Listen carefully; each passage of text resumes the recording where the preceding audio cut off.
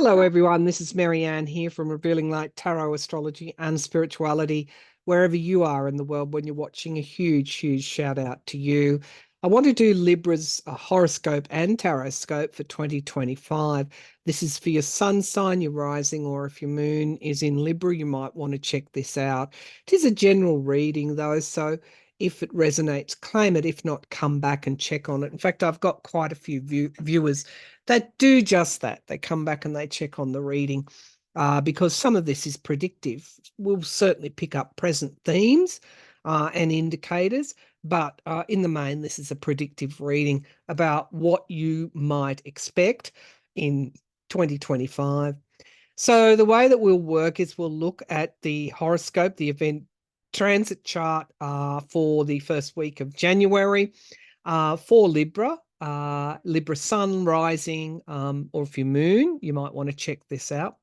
And we'll look at the major themes. Now, I just want to say that this isn't a personal chart for you, or if it was a natal chart reading for you, various planets would be in different houses. So it's very much general in nature, the horoscope, but we can still get an indication of where the planets are and how they are aspected, most importantly for you. Bearing in mind that we've got some major planetary changes, which I'll talk about later, coming up for you, which will affect us all. Now, looking at your chart straight away, I see this is a year where you put yourself forward in some way. Let's pull that chart up and let's get started on the reading.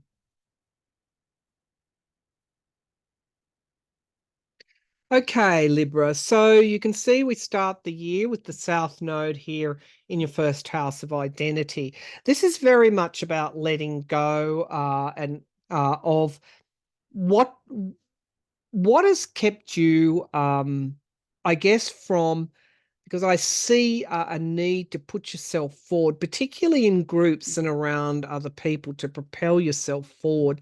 It's about letting go what has held you back in those scenarios in the past. It's also about bringing what you've learned in the past from those situations and bringing them to new situations with other people that you may find yourself in 2025. The South Node and the North Node, of course, are changing later on in the year, but we start the year off with the North Node of the Moon in your seventh house, along with Chiron, the wounded healer, Hygeia, and Eris, the goddess of war. Hygeia, of course, is health. So because this conglomeration here is in Aries in the seventh house. Aries is your opposite sign. And so you start the year thinking about partnerships and how you are placed within all your partnerships and relationships. Libra is very much about the we, Aries is very much about the I. So where do you step back in this great quest for balance and equanimity? And trying to bring other people in. Are you doing that to the detriment of yourself and stepping forward? Because there's a real message here with Mars in Leo. Mars is about assertiveness. Leo is about the individual and propelling the individual forward in relation to expression and self-confidence. We see that in your 11th house. So there could be situations coming up for you at the beginning of the year where you have to think about how you would work within a group or a team, and how you're going to do things differently in that kind of scenario as to how you did it in the past. There's a great accent on learning with Jupiter in Gemini. As we start the year in the ninth house. Gemini is all about the mind. It's all about the thoughts. It's all about the words we use. It's communications of all sorts.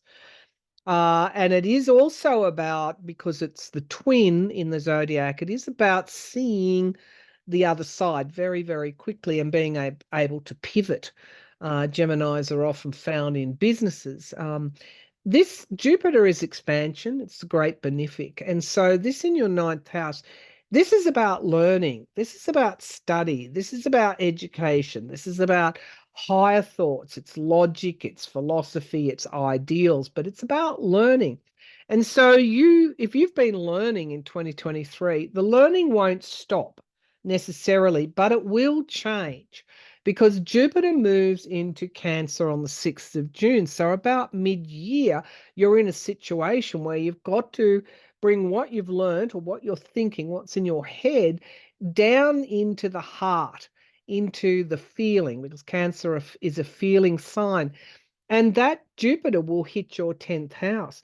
And so, what you could be doing from halfway through the year is in a career or a situation or a mediation or a family situation, community situation, where you're having to draw upon your feelings, how you feel, and understanding how other people feel. Now, we have the lot of fortune and Regulus luck in your 12th house in Virgo. And so, depending on what other placements you have in Virgo in your natal chart, this is about hard work, it's about the detail. But in your 12th house, it speaks to spiritualism, intuition, psychicness, creativity. And so there's a blending of, in 2025, for you, of what you know, what you think, your learning, your thoughts, your processing, your analysis. There's a blending of that with your feelings and also your intuition. So whatever situation that you confront in 2025, whether it's your work or your work on behalf of relationships, communities, whatever, you're going to be using all of these abilities and senses. It's not just one or the other. Now, there's a lovely trine, the lot of fortune. The more you can bring in the spiritualism, the intuition, the the the, the luckier you will be, the more fortunate you will be. And we've got a trine down here to the moon. Now, the moon again is how do I feel? And this is in Capricorn, along with the sun and Pallas Athena, the asteroid female asteroid that represents wise counsel. And it's in the 4th house, so you could be called upon to mediate at home with your family. You could be thinking about the wisdom of your ancestors or the wisdom, I'm sorry, I'm just saying spirit, the wisdom of the females in your family, and wise counsel. The accent for you is with Mercury and Sag in the 3rd house as we start the year, very much on communication. And it's about future gazing as well. So I see that your thoughts are very much on the way that you've communicated in the past and how you're going to do that in the future, and applying that reflection and those learnings into your work, if it's your work or whatever the situation is. We have Pluto for you in Aquarius in the 5th house of expression and self-confidence. You could be drawing on new learnings, new ways of expressing yourself, but also seeing the way that, particularly with Venus there in Aquarius also, Pluto will stay in Aquarius in your 5th house. So this is very important for you throughout the year, well, for the next couple of decades. Pluto in Aquarius in your 5th house really speaks to how you express yourself. It's finding innovative ways to express yourself, and to also the way that you think about yourself, because the 5th house is about self-confidence. And self-confidence, of course, comes from the way our inner dialogue with ourselves.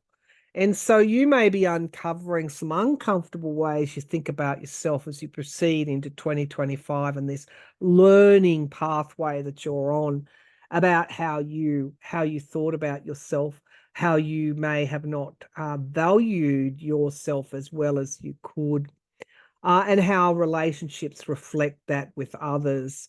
It's all about how we perceive ourselves. What we give out is what we get back. Now, you have Saturn in Pisces in the sixth house, along with Neptune. The sixth house is service to others. This is about bringing something into form. It's also about your health as well. Both these signs move into Aries. So if there's anything that you have been thinking about, Pisces and Neptune and Saturn is about bringing it into form. It's important that we're very honest with ourselves, with our health. But we have, as I said, Pisces and Saturn moving into Aries in March and May in the seventh house. And so, again, this is all tied up with the way that you're thinking about yourself, the way that you're thinking about others. It's how you are within relationships, because Neptune and Saturn in Pisces will eventually move into your seventh house. And again, the accent is on relationships. So now is and partnerships and groups, and now is the time to be very clear about who you are and be very clear in your communication, because I think that will stand you in good stead as the year progresses. We have Uranus and Algol, and also the vertex of the chart, which is the fate or point of destiny, in the eighth house of endings and new beginnings. And so this is also change, lightning quick change. And Uranus does move into Gemini, which will be in your ninth house.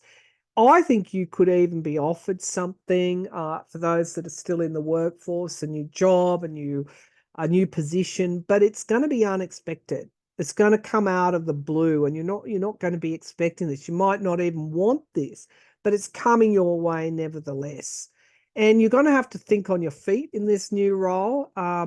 It's going to be very exciting for you, and thus the learning continues. I don't think there's anything else I want to raise in the chart. We'll leave that one there, and we'll move into the tarot now.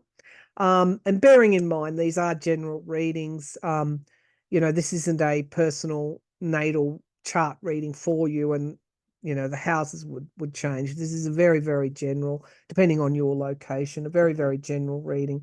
But let's get started. The thumbs up is simply my hand movements. It's something that they built into the program now, and it's nothing untoward. It's the AI part of this recording device, or this program. I'm recording this on Zoom. But anyway, let's get started with we'll get started with some clairvoyance for Libra in 2025. So there's a young girl in a beautiful ball gown dress. She's very, very small, and she's handing something to you. There's a scroll here with a message, an invitation. You are taking it and unrolling it. The question is, what is the message? Now, the owl is here denoting wisdom. What is the message to you? Okay. It is an invitation of some sort. For some, there's going to be an offer of a position, something new that brings into the frame the astrological themes that I've been talking about. But it seems you're going to get it. Now, why a child? Are you going to be working with kids? It's interesting, because it's very much I'm seeing an era from the past. So it could be something, I don't know, something from the past. Anyway, let's have a look at the tarot for Libra in 2025. Show me Libra 2025. Libra in 2025. So we have the Emperor, we have control, that's Aries. And then again, this could relate to your position within relationships, and perhaps ceding or letting go of your control has probably not had a good result for you in the past. For others, this could actually be in areas in your that you know that maybe has wounded you or broken your heart in some way. For whatever reason, they're on your mind at this time. Have the Nine of Wands, guardrails. I think you're doing this reflection. I wouldn't be surprised if I see the Hermit card here in your spread. Your reflection about how events have gone in the past with other people, because that's so much, the wound is there in the seventh house for you. We have the Eight of Wands in the past. By the time you get this reading, you might even know what this message is. It might come fairly quickly into the new year. And we have the Judgment card. It's an inevitability. And what is that inevitability? It's an inevitability of change. Change is sometimes desired, often necessary, but always inevitable. So 2025 is about change for you. Now we get the Seven of Wands, defending oneself, standing one's ground. I would say soften around the edges.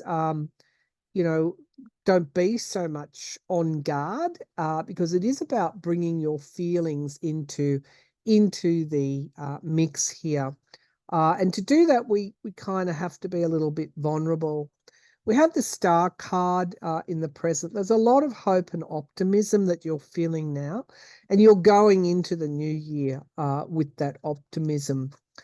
The Devil card is in the environment around. The Devil card is about the darkness and the need to pierce through the darkness with the light of what? The light of perception, the light of intuition, the light of wisdom, the light of knowing. And so if there's anything that you're attached to, now's the time to sort it out. The attachments that we have that hold us back. Are we attached to our ego? Are we attached to our profile that we have in society? Are we, what are we attached to? Are we attached to how people think about us? There's a need to work through that. The hopes and fears of the past. Again, the lessons are in the past, but it's about letting go. It's about letting go of what's in the past that are impacted on your identity, Libra. So we have Justice. You pull your card in the outcome. What has been taken away is given back in spades. I feel that this is going to be a busy year for you, but it's going to be a year of newness and balancing the scales and the getting of wisdom, because there's a gap for you in your evolution, and that is around your own identity and how you put yourself forward within a group. It's worth pondering as we move into the new year. And I think it's just going to be a year of learning and insight for you.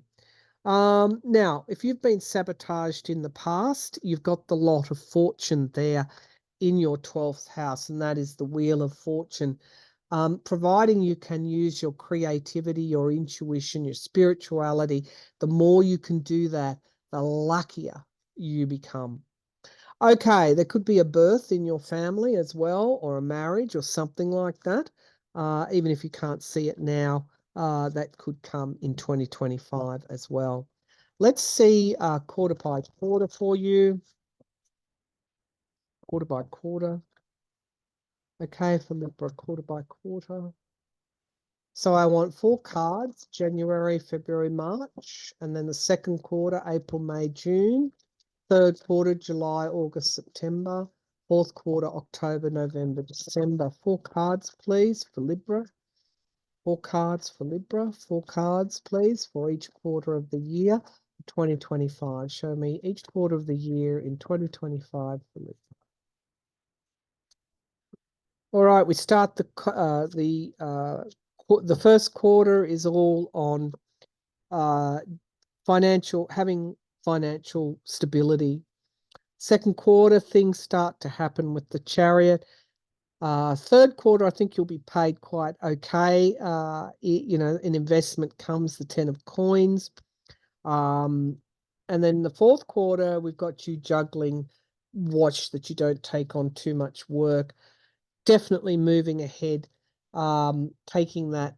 Wands are all about passion and motivation, but they can also be speaking, confidence, having confidence in the way we speak. There's a journey, a new journey for you.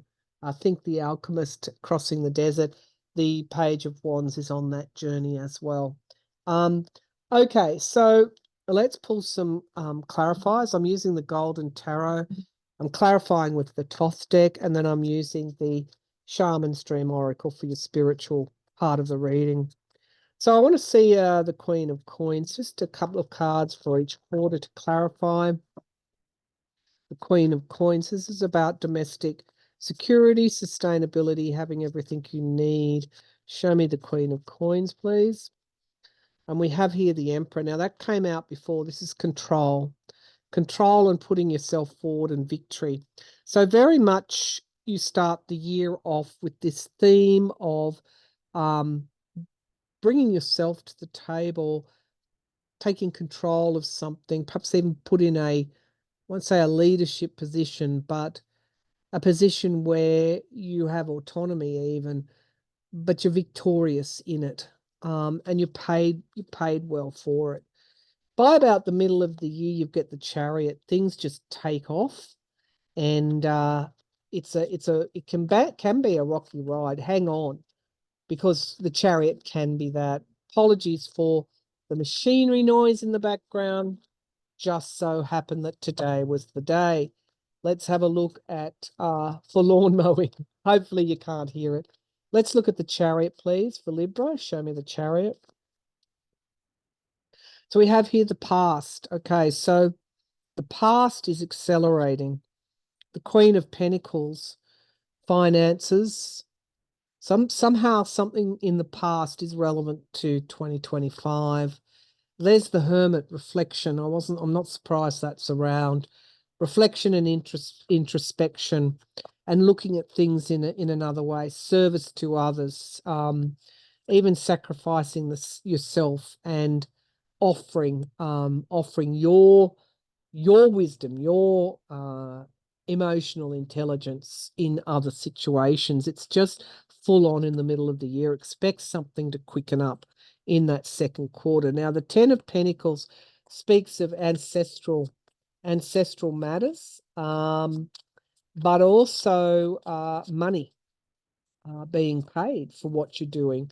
For example, a new job, an investment comes off or pays off. You get an inheritance, your superannuation matures, something like that. It's also family as well. So show me the 10 of Pentacles. Why is that here in the third quarter for Libra? The Four of Pentacles. So if you've been short of money, something comes along and helps you. You're working hard. I can see that in the fourth quarter that carries over, and this is illumination. This is light bulb moments. You're carrying the Ace of Swords, a great deal of clarity. I feel that from mid-year really till the end, you're extremely busy in an endeavor, whatever that endeavor is that's offered or that you realize in that first part of the year. So let's have a look at the Two of Coins. This is, you close down the year juggling and also having to make a decision. Maybe you take on too much and you've got to ease back. What's this Two of Coins? What is this Two of Coins? Moving out of troubled waters, making a decision for something, perhaps something new. So, Uranus there, expect the unexpected. You could start one thing and then go to another thing toward the end of the year. The King of Rods is stepping forward bravely and with passion, restructuring with the Tower there, and also finances. So for some, they could take a job, they move to another. For some, they could completely restructure their finances. You could be dealing with earth signs, loans and debts, getting a helping hand. And so it is about others. It's about not others. It's about you working or being or playing a role with others, whether that's family, and it's about learning and you bringing your wisdom to it. In the process, sorting out a few things within yourself as well. They're the major themes I see in 2025. But watch for the mid-year because something really takes off around the mid-year. All right. The tower coming in that third quarter. Just watch for the unexpected. The tower can be good. It just means that we have to change what we're doing and how we're doing that. And that leads us into the two of coins, which is having to make a decision to perhaps lighten our load in a way or do something differently. So let's see what the spiritual